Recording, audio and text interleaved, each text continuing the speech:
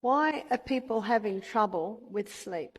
Well, Proverbs 14 verse 6 says, knowledge is easy to him that understands. So what my aim is to give you an understanding of sleep. I want to show you what happens when you sleep. And when you understand what happens when you sleep, you begin to have a knowledge on the important times to sleep and why. There's a little tiny gland in the base of the brain, and it's called the pineal gland. And the pineal gland is about the size of maybe a macadamia nut, and it's right in the base of your brain. And the pineal gland releases 4 hormones every night, but only in certain hours. In the winter time, it's between 9 and 2. And I think your summertime ends end of October, is that right? We call it daylight saving. So in Australia, I think daylight saving's just about begun, and that when daylight saving, so at the moment you're still on summertime, yeah?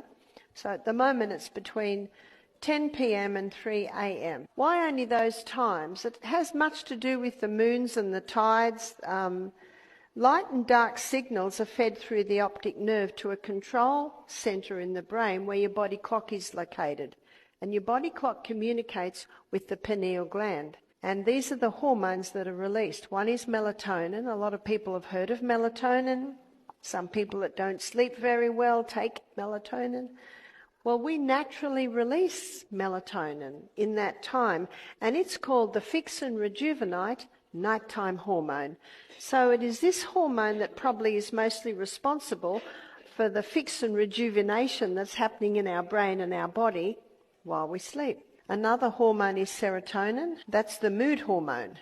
So if you want to feel good, go to bed early. What are the kids like if they have a late night? Not very happy. Either are the adults. Another hormone that's released in these hours from the pineal gland is arginine vasotocin. Those kids are having a ball out there somewhere, yeah? Arginine vasotocin is our natural painkiller. Did you know you have a natural painkiller? When you go to bed in these hours, your natural painkiller is released. But your natural painkiller, when it's used, it leaves a waste. And if that waste hasn't been released, then the next night, arginine vasotocin won't be released. How do we get rid of the waste from using our arginine vasotocin? That's exercise. When you exercise in the day, as you perspire, you are letting go of the waste. And that's why exercise is so important to be able to increase your ability to sleep. Ecclesiastes says, the sleep of a labouring man is sweet. In other words, when you physically move through the day, you get physical exhaustion at night and you can sleep better. So arginine vasotocin is your natural painkiller, and arginine vasotocin puts you into a deep sleep.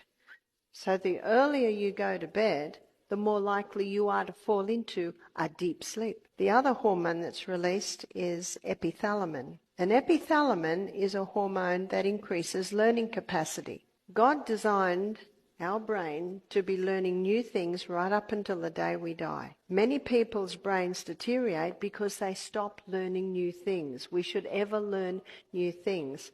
I love the story of the 90-year-old man who learnt to play the piano, and the 92-year-old man that graduated from law school. After hearing the lecture on renewing the mind, a 75-year-old man came up to me and he said, I recently put away my most difficult violin pieces. He said, I'm going home to get them out again. So epithalamin increases learning capacity. So to be able to understand and retain the new things that you're learning, we need to go to bed early. You ask any teacher, they can tell the children that had a late night because they just don't get it.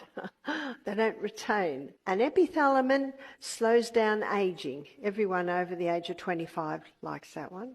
So these are the hormones that are released in these hours every night.